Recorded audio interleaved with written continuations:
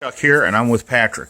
And we've been interviewing everybody today, and now it happens to be Patrick's turn. So tell us where you grew up. I grew up in a town of Waterman, Illinois, which was a farm community. It was 600 people.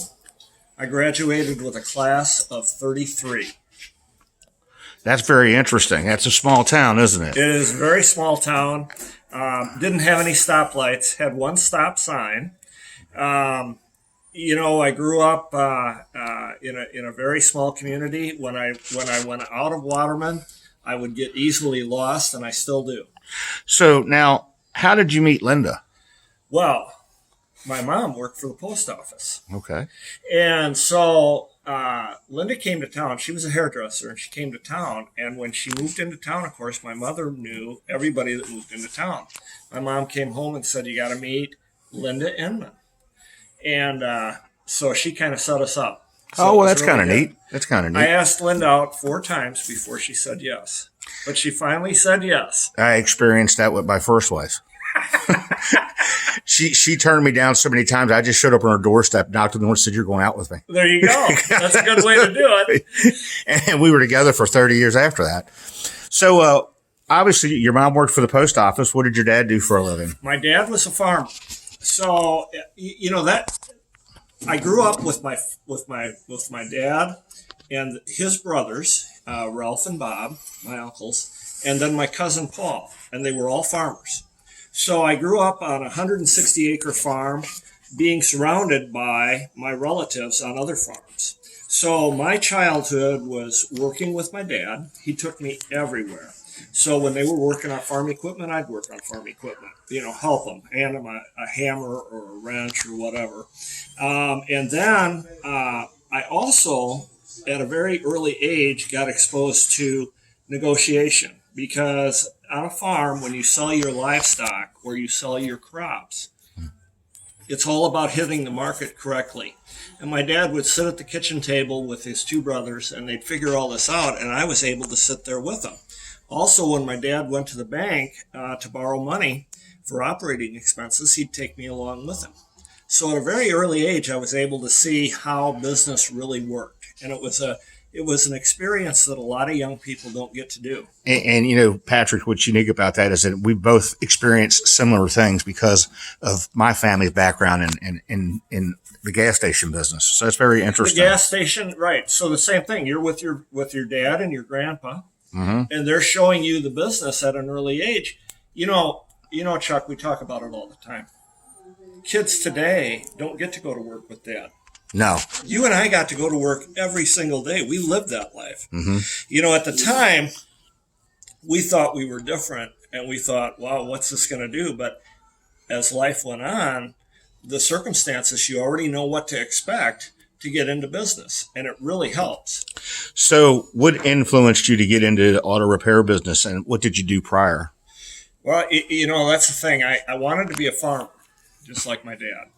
And it just wasn't possible. This is going back to when Jimmy Carter was in office. I graduated in '76, and of course inflation was high.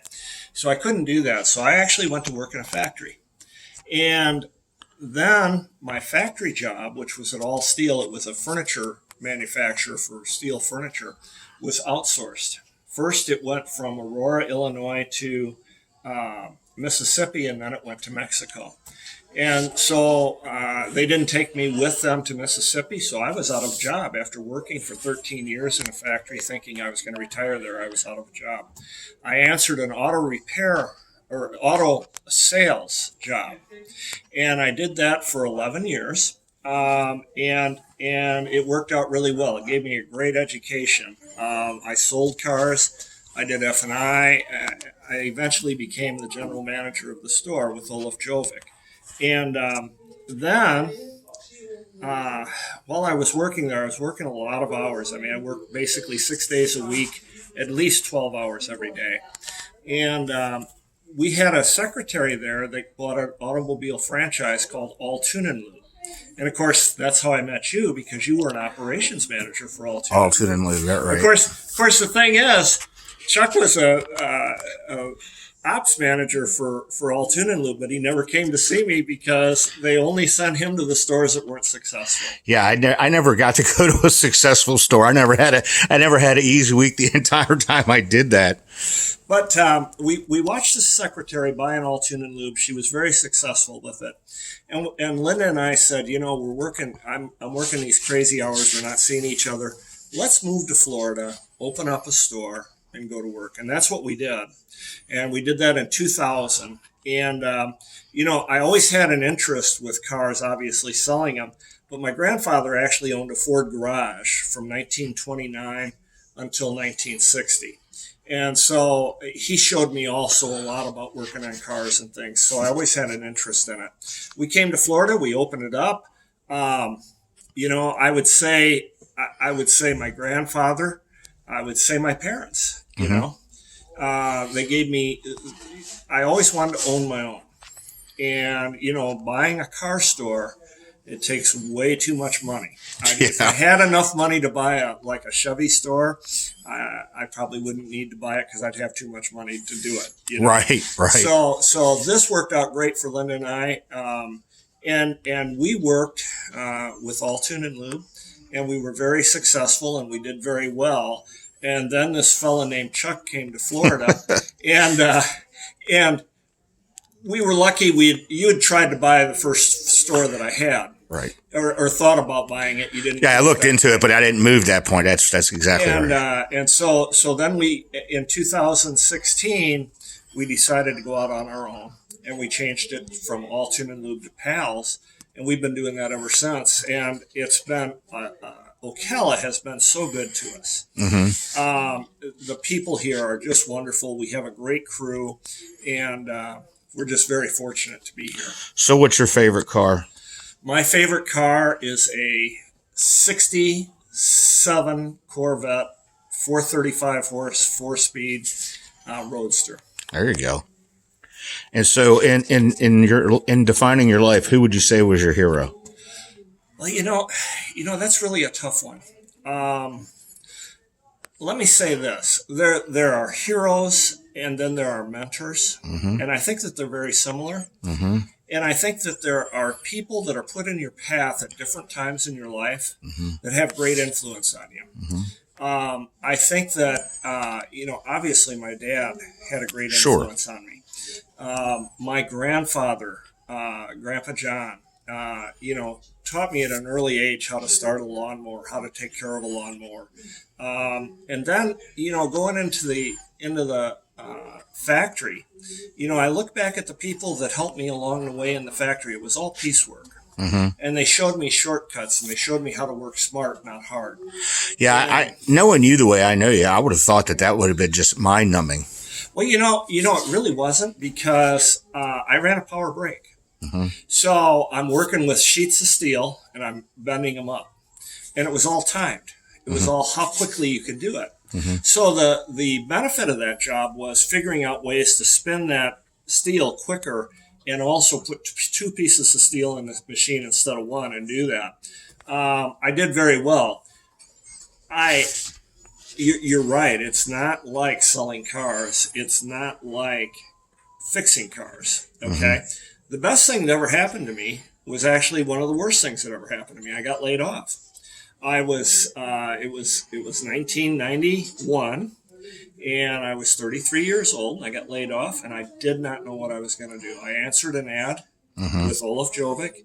I got into the car business, and it's like a light bulb came on. I just couldn't get enough of negotiation and selling and putting the finance together and doing all the stuff that's necessary to sell a car. I went to the auctions, bought and sold cars. And then owning my own business, the same thing. My mother was very strong with, you've got to learn how to do the books in your own business. Look, never let anybody else do your books. Always do your own. And that's some of the best advice I ever got.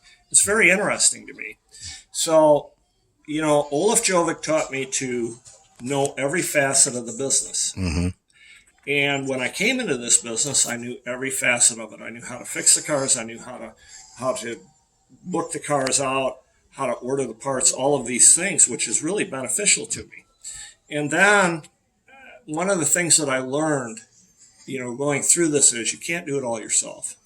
No. You have to have a strong team around you. And I'm so blessed to have the team that I have. I have the technicians that are out front, and they have longevity with us. They don't leave. We have, Linda and I work together. Linda does a lot of the bookkeeping.